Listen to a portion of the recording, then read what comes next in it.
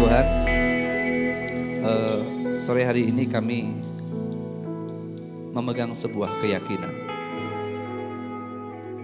bahwa Tuhan bukan Tuhan yang tuli. Tuhan bukan Tuhan yang tidak pernah peduli dengan hidup kami. Kami tahu, kami yakin, kami percaya sepenuhnya mata Tuhan selalu tertuju buat setiap kami. Tuhan tidak pernah merancangkan yang buruk. Tuhan tidak pernah ingin membuat kami celaka di hari depan kami. Kami tahu Tuhan yang terbaik buat hidup kami. Pikiranmu, rencanamu, jalanmu, dan caramu, bahkan waktumu. Kami mau percaya itu adalah waktu yang terbaik, momen yang terbaik. Sore hari ini berbicara buat kami, supaya pujian ini bukan hanya menjadi sebuah retorika yang keluar dari mulut kami, tetapi biarlah itu menjadi sebuah prinsip dasar yang mengakar dengan sangat dalam di dalam kami, sehingga apapun yang terjadi ketika kami keluar dari tempat ini, kami keluar dengan sebuah keyakinan bahwa Tuhan tahu yang terbaik buat kami. Tuhan tahu yang terbaik buat kami. Buat Tuhan semua kemuliaan.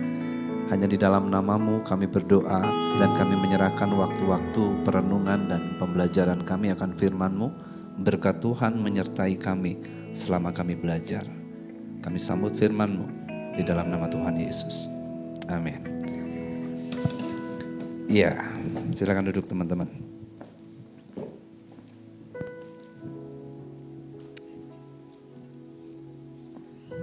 Semuanya baik? Oh, tidak sedang baik berarti ya. Semuanya baik? Oke. Sebagian baik, sebagian tidak baik. It's okay. Sepanjang bulan ini kita akan belajar tentang satu tema besar, yaitu When God Seems. Ketika Tuhan kelihatannya atau ketika Tuhan seolah-olah. Karena memang kadang ada momen-momen dalam hidup kita yang kita ngerasa kayaknya Tuhan tuh seolah-olah gak peduli. Tuhan seolah-olah jauh. Tuhan seolah-olah lambat. Dan kadang Tuhan seolah-olah diam.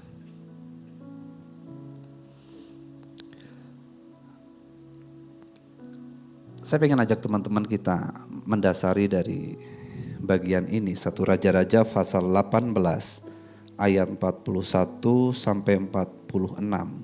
Tapi saya mau ajak kita baca di ayat 41 dan 42 saja lebih dulu. 1 Raja-Raja 18 ayat 41 sampai 42. Firman Tuhan berkata begini. Kemudian berkatalah Elia kepada Ahab, pergilah, makanlah dan minumlah, sebab bunyi derau hujan sudah kedengaran. Lalu Ahab pergi untuk makan dan minum, tetapi Elia naik ke puncak Gunung Karmel. Lalu Elia membungkuk ke tanah dengan mukanya di antara kedua lututnya. Nah, satu kali ada seorang anak Tuhan, dia tanya ke saya, Kak, Tuhan itu ada enggak sih? Ya saya bilang ada, adalah. Kenapa enggak ada? Kenapa kakak bisa bilang bahwa Tuhan itu ada? Ya saya jelaskan secara, ya dengan semua yang kita lihat, alam semesta dan lain sebagainya itu membuktikan bahwa dia ada. Keberadaan kita hari ini juga membuktikan bahwa dia itu ada. Tapi kalau Tuhan ada, kenapa Tuhan kayaknya gak peduli sama saya? Kemudian dia cerita tentang persoalannya, dia cerita tentang pergumulannya. Dan ketika saya dengar apa yang dia gumulkan, saya kemudian diam dan saya berkata, Tuhan, berat banget ya. Ternyata apa yang dia alami itu rumit banget. Dan kalau apa yang dia alami, masalah yang dia alami itu tidak terselesaikan, maka dia akan mengalami sebuah keadaan yang memang benar-benar terpuruk dan bahkan mungkin dia akan mengalami banyak kerugian dalam berbagai sisi kehidupannya.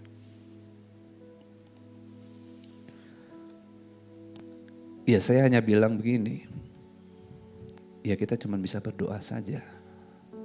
Dia bilang begini, berdoa? Saya juga udah doa Kak.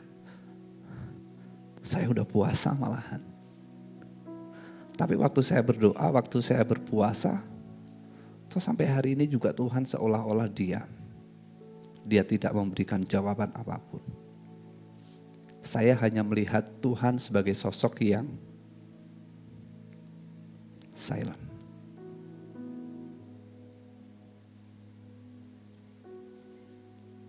Dia Tuhan yang tidak pernah memberikan jawaban untuk semua doa saya.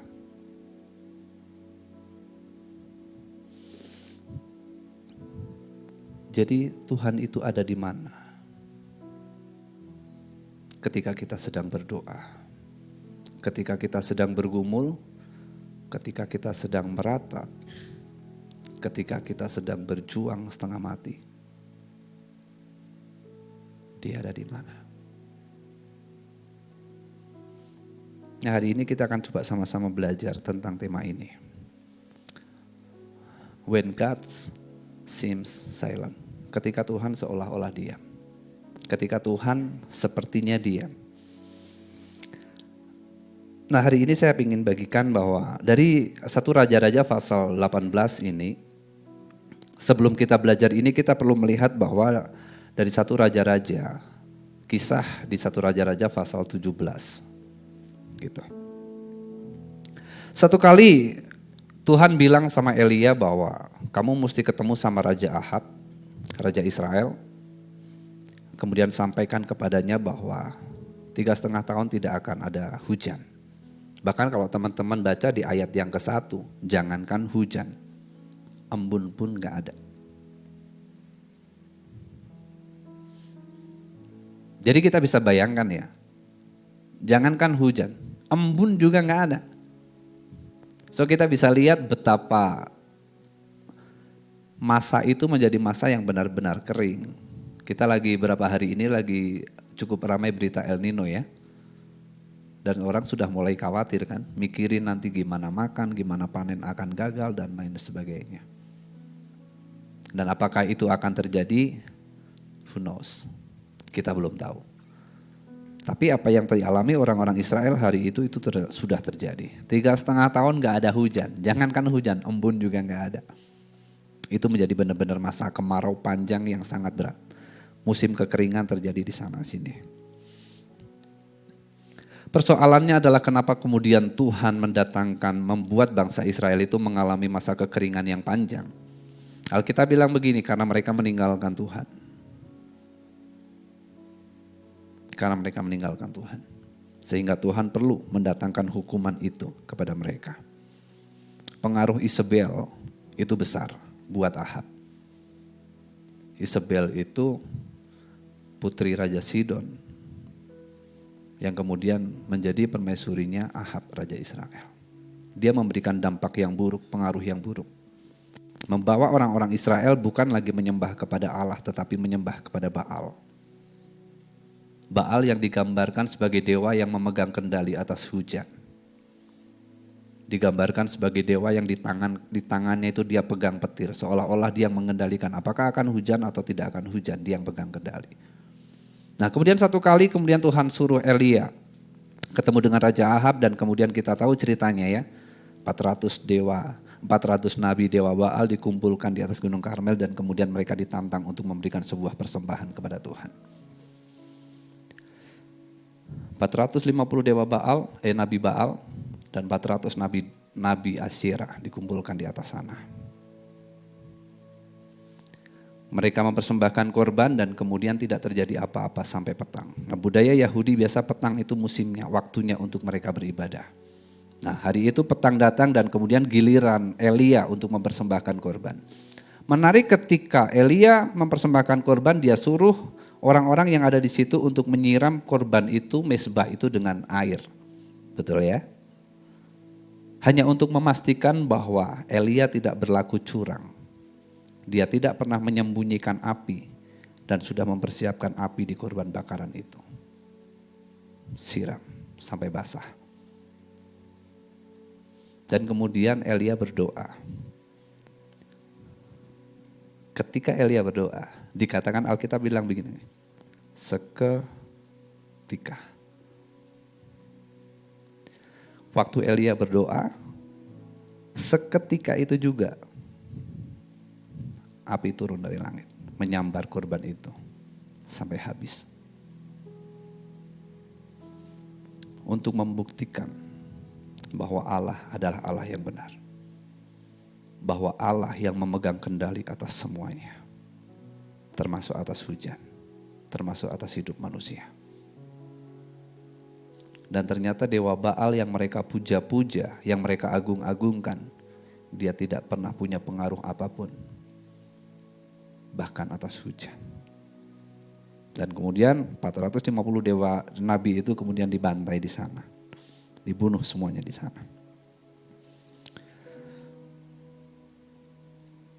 Itu menjadi latar belakang dasar dulu untuk kita belajar sore hari ini. Nah, kemudian kita masuk di Raja-Raja pasal yang ke-18 ini. Nah, kalau kita baca tadi bahwa Elia gitu ya. Elia menyuruh Ahab untuk dia pergi makan dan minum, dengan kata lain pesta. Kenapa? Karena musim kemarau 3,5 tahun itu akan berakhir. Akan datang hujan. Di ayat 41 tadi. Kemudian berkatalah Elia kepada Ahab, pergilah, makanlah dan minumlah. Sebab bunyi derau hujan sudah kedengaran. Nah, dari ayat 41-42 ini saya ingin ajak teman-teman semua untuk kita belajar tentang beberapa hal. Bahwa sebenarnya ketika kita berdoa, kita perlu memahami bahwa inti, esensi, hakikat dari doa itu sebenarnya apa sih? Karena kalau kita tanya, seberapa banyak kita yang berdoa? Kita akan jawab, saya berdoa. Tapi kalau saya tanya, doa itu apa?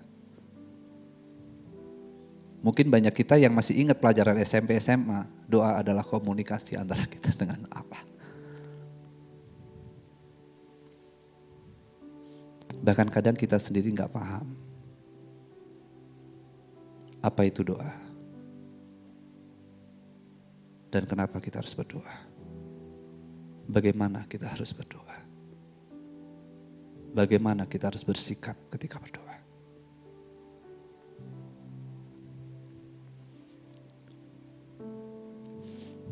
Jadi sebenarnya apa hakikat dari doa? Apa esensi, apa inti dari doa?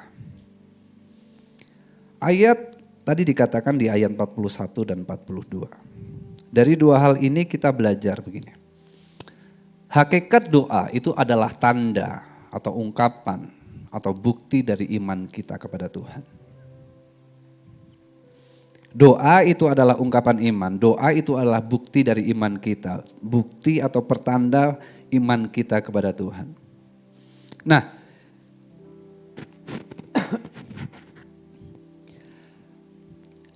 dikatakan bahwa doa itu adalah ungkapan iman. Tetapi pertanyaannya kan kemudian begini, doa adalah ungkapan iman, tetapi tidak semua orang berdoa dan atau tidak semua doa itu adalah ungkapan iman. Mudah enggak? Doa adalah ungkapan iman, tetapi tidak semua doa itu merupakan ungkapan iman. Paham?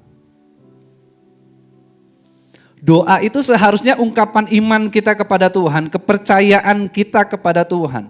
Tetapi tidak semua doa itu adalah ungkapan iman. Contohnya begini, waktu kita doa makan. Seberapa banyak di antara kita yang dari tahun ke tahun doanya sama aja?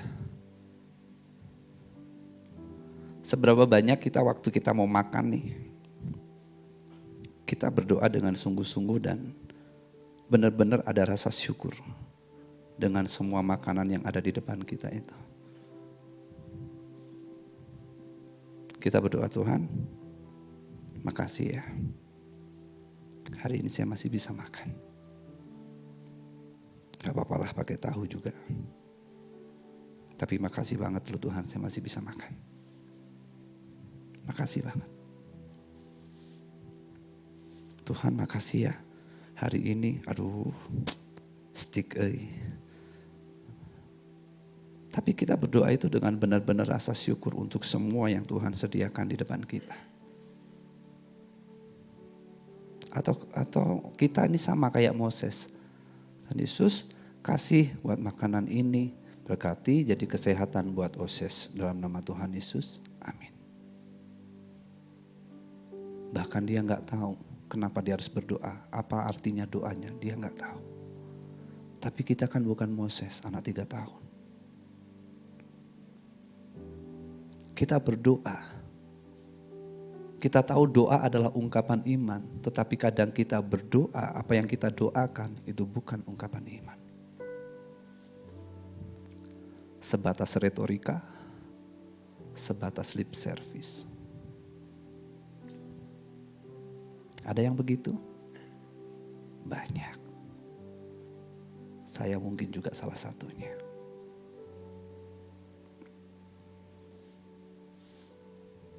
Doa itu seharusnya lahir dari hati. Seharusnya lahir dari hati. Doa itu ungkapan iman yang ditujukan kepada siapa? Pada siapa? Kok nggak ada yang boleh dijawab?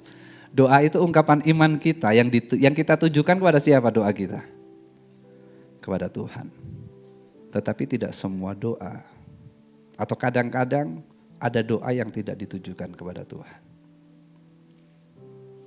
Kadang kalau kita diundang ke sebuah pernikahan dan kemudian diminta doa.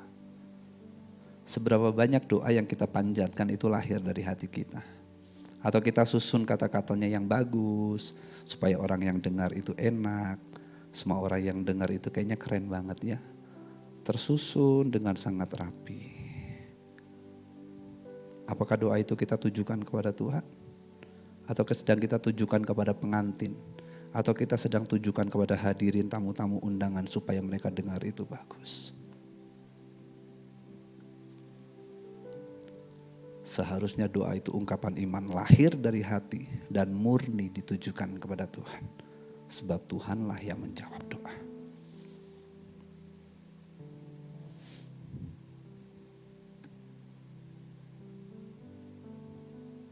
Itu yang dilakukan Elia. Bahwa doa itu seharusnya ditujukan kepada Tuhan. Jadi kita berdoa bukan supaya kita kelihatan rohani, sama sekali. Bagusnya kata-kata kita tidak menunjukkan tinggi rendahnya kapasitas rohani kita, sama sekali tidak. Menarik ketika Elia berkata begini, kemarau akan berakhir, kekeringan ini akan berakhir. Kenapa?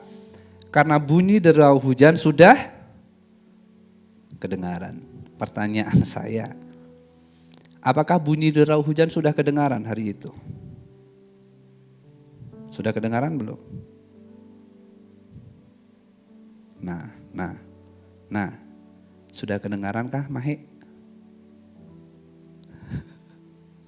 Sudah kedengaran Rin? Belum. Sudah kedengaran Bin? Belum. Tapi dia berkata bunyi derau hujan sudah kedengaran. It's faith.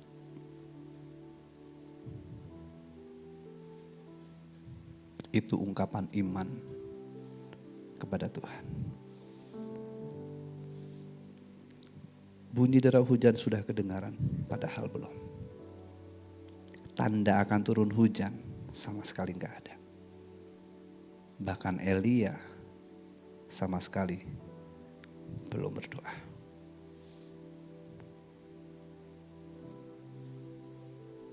ada sebuah keyakinan, iman, kepercayaan kepada Tuhan bahwa ketika dia berdoa, Tuhan pasti dengar. Karena di kisah sebelumnya yang tadi saya sampaikan di pasal 17.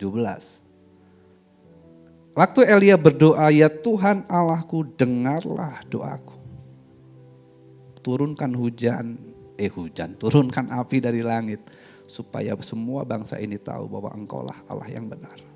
Seketika itu juga. Jadi kemudian dia ada rasa percaya, ada sebuah keyakinan, ada sebuah iman yang timbul dalam hatinya bahwa waktu saya berdoa, Tuhan dengar. Waktu saya berdoa, Tuhan jawab. Dia percaya bahwa waktu dia berdoa, seperti waktu dia minta api turun dari langit, seperti itu juga waktu dia berdoa minta turun hujan, maka hujan akan turun. Seketika itu juga. Itu ungkapan imannya, itu ungkapan keyakinannya. Tapi apakah hujan itu sudah turun? Belum. Tandanya ada? Enggak.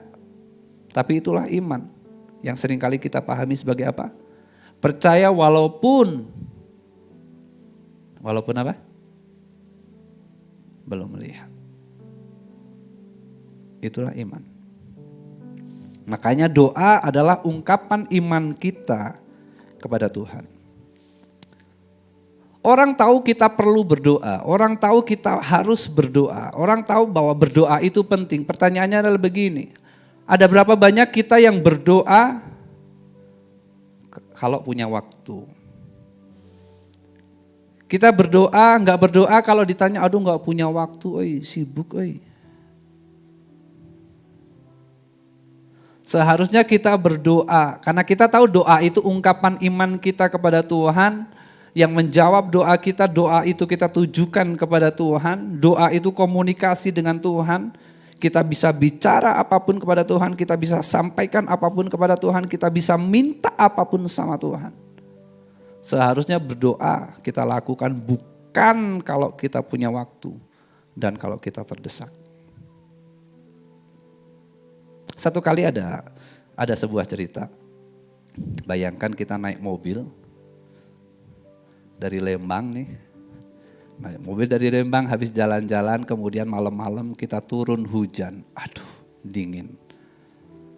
Waktu turun keketawaan, hahihi, tiba-tiba remblong dong. Bayangin Pin, kamu naik motor, lagi dengerin lagu, keketawaan, boncengan sama Jule, tiba-tiba kamu injek rem, blong, plos.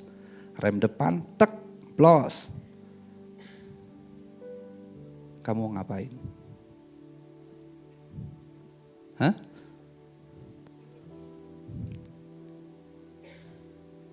Di depan belokan. Kamu gak belok, masuk jurang. Mau ngomong apa? Pasti kita akan bilang begini, satu kata aja. Ngomong apa? Tuhan Yesus tolong. Itu refleks. Tuhan tolong.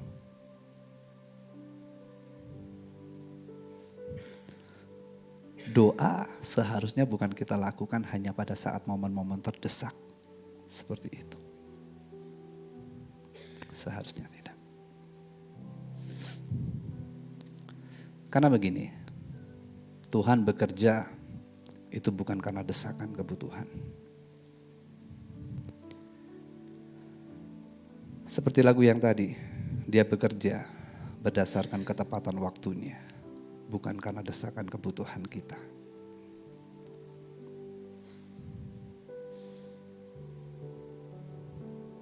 Kita mungkin terdesak, tetapi dia tidak harus bekerja berdasarkan desakan yang kita alami. Hakikat doa yang kedua begini, ungkapan atau gambaran atau pertanda, tanda kerendahan hati kita kepada Tuhan.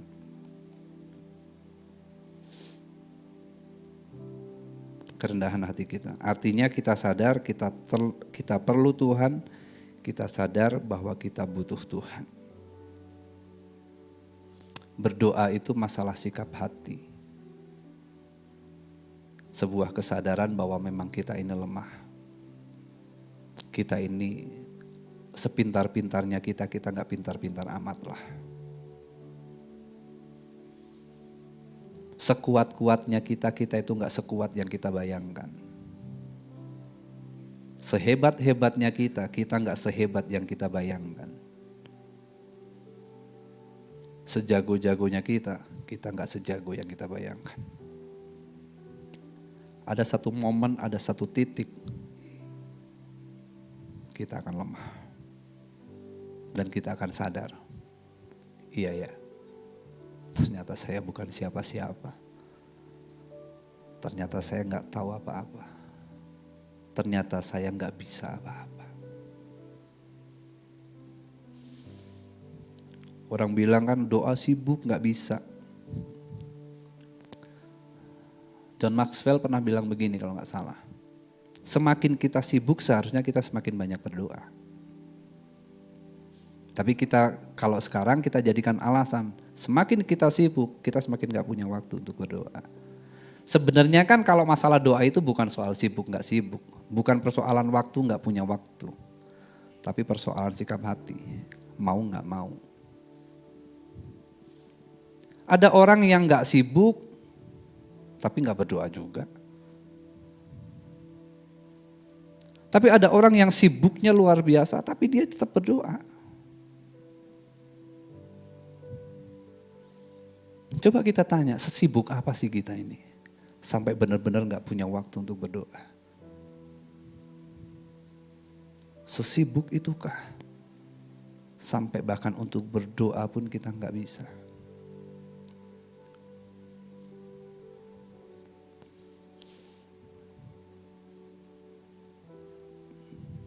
Kita ini hidup dengan semua tantangan, dengan semua persoalan. Saya gak tahu seberapa banyak teman-teman hari ini yang datang dengan pergumulan gitu ya.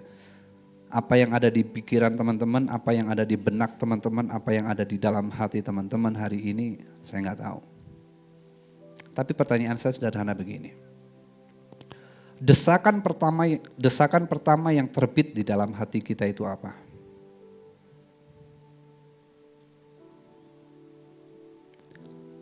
Di dalam semua pergumulan kita, di dalam semua masalah kita, dalam semua sakit penyakit kita, dalam semua hal yang kita alami, kekhawatiran, kecemasan kita dengan masa depan dan lain sebagainya. Bingung ketemu teman-teman di gereja ditanya iraha kawin terus, mana pacar kamu, stres. Di dalam semua desakan, dalam semua hal yang mendesak kita, yang menekan kita, desakan yang pertama sekali terbit muncul dalam hati kita itu apa? Apakah berdoa atau bukan? Waktu semua teman-teman ngeledekin, ngeguyonin gitu ya. Ayo atuh bawa kenalin atuh pacarnya. Desakan pertama yang terbit dalam hati kita itu apa? Apakah kita akan berdoa atau kita langsung cari link jodoh Kristen?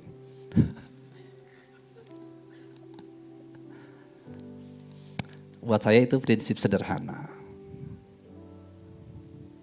Waktu kita dalam pergumulan, waktu kita kebentur dengan sebuah masalah. Yang pertama muncul dalam hati kita itu apa? Berdoa atau bukan?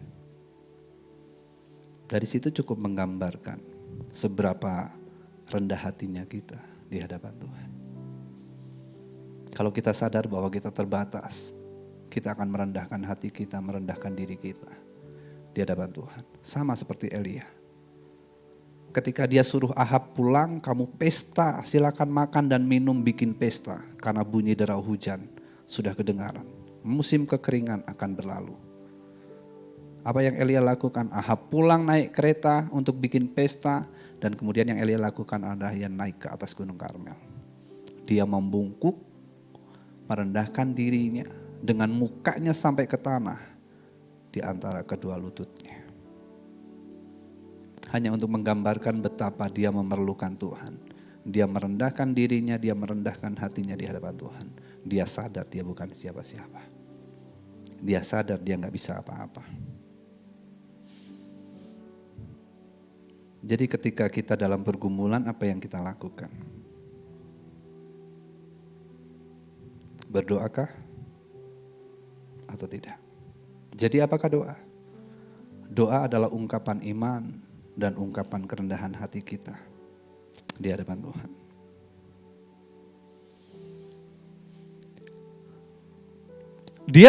Elia berdoa bahwa dengan sebuah iman, dengan sebuah keyakinan bahwa waktu dia berdoa Tuhan akan jawab doanya. Sama seperti di pasal sebelumnya, seketika itu juga. Tapi kemudian di pasal 18 ini Elia berdoa dan minta supaya hujan turun. Dia suruh bujangnya lihat. Coba lihat ada enggak tanda akan hujan? Ada enggak?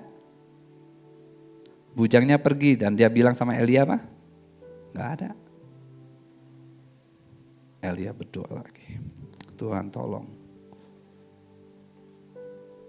Bujangnya suruh pergi lagi. Coba kamu pergi ke puncak sana, lihat dulu ke arah laut. Ada tanda akan hujan. Enggak ada Tuhan. Dia balik lagi. Dia berdoa lagi, Tuhan. Coba lihat sekali lagi. Balik lagi, enggak ada. Berdoa lebih sungguh-sungguh lagi. Coba lihat sekali lagi. Enggak ada. Balik lagi. Mungkin berdoanya udah nambah lagi, Tuhan. Kadinya. Era ya. Coba lihat sekali lagi. Dia balik lagi, enggak ada. 6 kali. Enggak ada. Baru yang ke-7 kali. Bujang itu bilang, aku melihat ada segumpal awan kecil sebesar telapak tangan. Muncul dari laut. Enggak selalu ketika kita berdoa, saat itulah Tuhan harus menjawab. Maka tadi saya bilang, dia berdoa bukan karena desakan kebutuhan kita. Dia bekerja berdasarkan ketepatan waktunya. Bukankah pengkhotbah bilang apa? Segala sesuatu indah pada waktunya.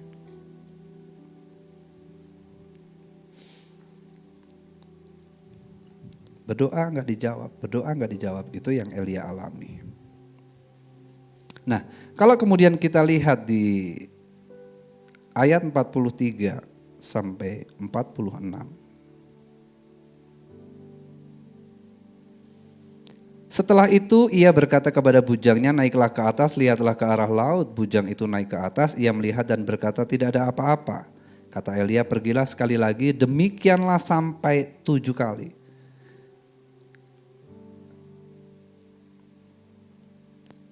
Pada ke-7 kalinya berkatalah bujang itu, wah awan kecil sebesar telapak tangan timbul dari laut. Kata Elia, pergilah katakan kepada Ahab, pasang keretamu dan turunlah, jangan sampai engkau terhalang oleh hujan. Maka dalam sekejap mata, langit menjadi kelam oleh awan badai, lalu turunlah hujan yang lebat. Ahab naik kereta lalu pergi ke Yezreel. Tetapi kuasa Allah berlaku atas Elia. Ia mengikat pinggangnya dan berlari mendahului Ahab sampai ke jalan menuju ke Yezreel. Nah, jadi kita bisa berdoa apa saja, kita bisa nyampaikan kepada Tuhan apa saja. Tetapi apakah kemudian Tuhan harus menjawab pada saat kita berdoa? Itu tidak selalu. Dari 43 sampai 46 ini kita belajar. Ada 2 hal. Bahwa sifat dari doa itu selalu sejalan, selaras, seturut dengan tujuannya. Doa itu, sifat dari doa itu selalu sejalan, selaras, seturut dengan kedaulatannya. Nah, Tuhan itu bukan Tuhan yang bekerja secara tiba-tiba. Dia Tuhan yang selalu bekerja dengan sebuah tujuan. Dia bekerja dengan sebuah sebuah skenario yang tepat. Dia enggak asal-asalan gitu. Apapun yang Tuhan lakukan, apapun yang Tuhan kerjakan itu selalu ada tujuannya. Makanya penting buat kita menyadari bahwa ketika kita berdoa kita bisa sampaikan apa saja. Tetapi apakah Tuhan harus menjawab doa kita? Tergantung. Apakah doa kita itu sesuai dengan tujuan Tuhan atau tidak. Kalau doa kita enggak sesuai dengan tujuan Tuhan, maka Tuhan tidak harus menjawab doa kita. Tuhan adalah Tuhan yang selalu punya tujuan dan agenda yang besar buat hidupnya kita. Terkadang ketika Tuhan tidak menjawab doa kita bukan karena Tuhan gak dengar, bukan. Karena ada sebuah maksud yang lebih besar, ada tujuan yang lebih besar, ada maksud yang jauh lebih baik yang Tuhan sebenarnya memang sedang mau kerjakan buat hidupnya kita. Kadang Tuhan perlu membentuk karakter kita, Tuhan perlu membentuk iman kita. Makanya Dia menunda setiap jawaban doa kita. Kadang Tuhan perlu membentuk karakter kita. Itu yang dialami Elia. Sekali waktu dia berdoa dan seketika itu juga Allah menjawabnya. Tetapi di waktu berikutnya dia berdoa bahkan sampai 6 kali, baru ke-7 kalinya Tuhan mendengar doanya.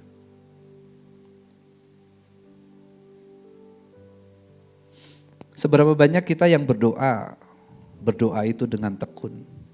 Kita berdoa itu berdoa dengan gigih. Atau jangan-jangan kita berdoa setelah berapa kali berdoa gak dijawab, berhenti juga kita berdoa. Udahlah gak Tuhan-Tuhanan lah. Udahlah gak gereja-gerejaan lah. Satu kali ada seorang anak ngobrol dengan saya. Dia kecewa dengan Tuhan dan kemudian dia bilang, Kak, kalau Tuhan gak dengar doa saya, mending saya bunuh diri. Kalau Tuhan gak dengar doa saya, gak jawab doa saya, lebih baik saya gak usah ke gereja lagi. Mendingan saya tinggalin Tuhan. Toh saya ngikut Tuhan juga, Tuhan gak dengar doa saya. Saya bilang apa? Tinggalin lah. Mau tinggalin Tuhan, tinggalin lah. Bukan Tuhan yang rugi, kamu yang rugi. Bukan Tuhan yang butuh kamu yang butuh Tuhan. Dia bekerja ada tujuannya. Dia tidak menjawab doa, pasti ada tujuannya. Kadang Tuhan perlu membentuk karakter kita, supaya kita benar-benar bergantung kepada Tuhan. Dia perlu membentuk ketekunan kita, supaya kita gigih berseru pada Tuhan. Siapa Elia? Elia tidak lebih hebat dari kita. Yakobus bilang dia manusia biasa kok, sama seperti kita. Kalau dia lahir di Bandung, dia makan combro juga, saya yakin. Ya enggak Hans? Betul. Mungkin dia makan peyem juga. Kebetulan aja dia lahirnya bukan di Bandung. Kalau dia lahirnya di Sumatera juga berenang di Danau Toba juga mungkin. Ya kan Pet? Iya. Dia manusia biasa. Apa yang membuat dia berbeda dengan kita? Kesungguhannya berdoa. Sikap hatinya dalam berdoa. Kesadarannya tentang siapa Tuhan. Itu yang membedakan dengan kita.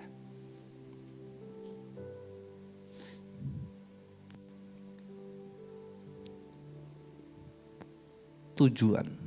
Kedua, kedaulatan. Nah ini saya pikir kita perlu belajar ini teman-teman. Tentang kedaulatan Tuhan. Saya cerita sedikit ya Neng ya.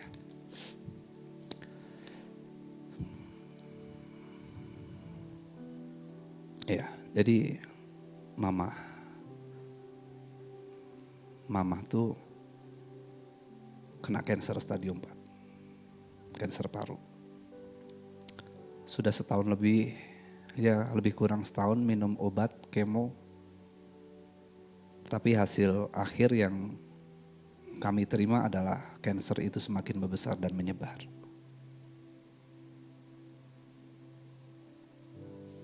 Dan kemudian besok harus masuk ke rumah sakit dan kemudian jalani operasi kemopor.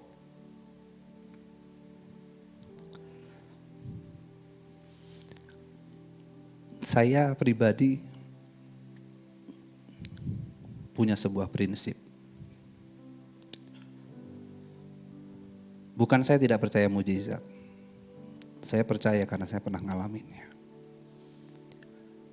Bukan saya nggak percaya bahwa Tuhan itu nggak ada. Saya tahu Dia ada. Saya percaya penuh Dia ada.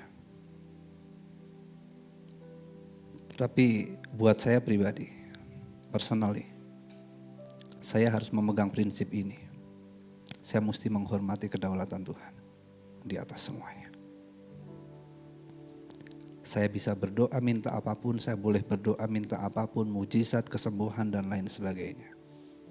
Tapi di atas semua permintaan itu saya harus tetap meletakkan kedaulatan Tuhan di atas semuanya.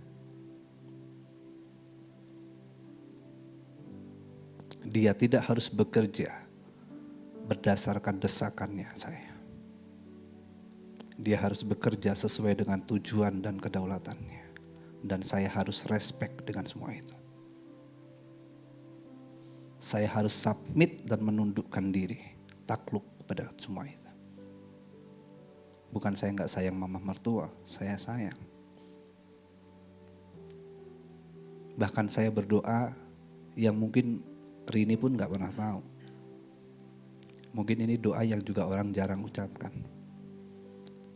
Setiap kali malam saya tiduran sambil berdoa, saya doa gini, Tuhan pindahin aja lah cancer itu ke saya. Biar mama sembuh.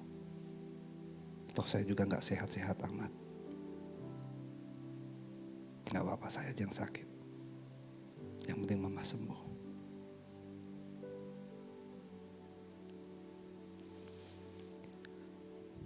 Tapi di atas semuanya itu saya harus tetap takluk dengan kedaulatan Tuhan. Jadilah kehendak-Mu Tuhan. Saya harus punya keyakinan bahwa Tuhan itu berdaulat, Tuhan itu berkuasa. Dia tidak bisa ditekan, dia tidak bisa didikte, dia tidak bisa dipaksa, dia tidak bisa didesak oleh siapapun dan dengan cara apapun. Itu prinsip yang saya pegang. Sebesar apapun iman saya nggak bisa paksa dan dikte Tuhan dengan cara apapun. Bahkan dengan ancaman saya tinggalin Tuhan. Makanya saya bilang ke anak-anak, kalau misalnya ada yang bilang saya tinggalin Tuhan, tinggalinlah. Kita pikir kita siapa? Dia bukan Tuhan. Waktu kita berdoa bukan Tuhan yang harus berubah. Kita yang mesti berubah. Waktu kita menaikkan doa kita bukan supaya mengubah kehendak dan keputusan Tuhan, bukan. Kita berdoa supaya kita yang berubah, paham dengan tujuannya, paham dengan kehendaknya, takluk di bawah kedaulatannya.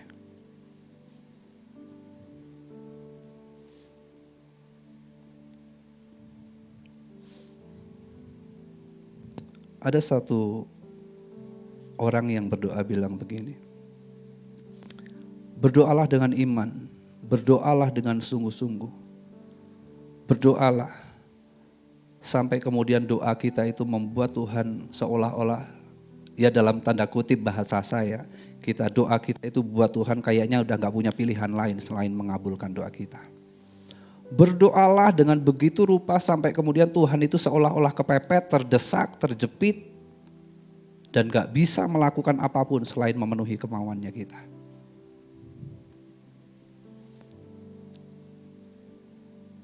Berdoa dengan iman, saya bilang itu sesat. Saya bilang dalam hati, kamu menyesatkan. Kamu menyesatkan. Doa bukan supaya Tuhan berubah. Doa supaya kita yang berubah. Untuk bisa selaras dengan kehendaknya dan tujuannya. Itu doa yang benar. So, bagaimana sikap hati kita? Periksa hati kita hari ini. Ada yang salah dengan cara kita berdoa? Apakah kita hari ini masih sombong? Merasa kita enggak butuh Tuhan? Kita hanya datang kepada Dia waktu kita kepepet, waktu kita terdesak, dan kita berharap Dia menjawab semua doa-doa kita karena memang itu urgent buat kita. Dia tidak harus bekerja karena kita kepepet dan terdesak. Dia punya agenda atas semuanya. Sikap kita harusnya semakin meneguhkan iman seperti Elia. Gak dijawab, doa lagi. Gak dijawab, doa lagi. Gak dijawab, doa lagi. Kalau sampai pada selesainya ternyata nggak dijawab, ya sudah, takluklah kepada kehendak dan kedaulatannya. Dia tahu yang terbaik buat hidup kita. Amin.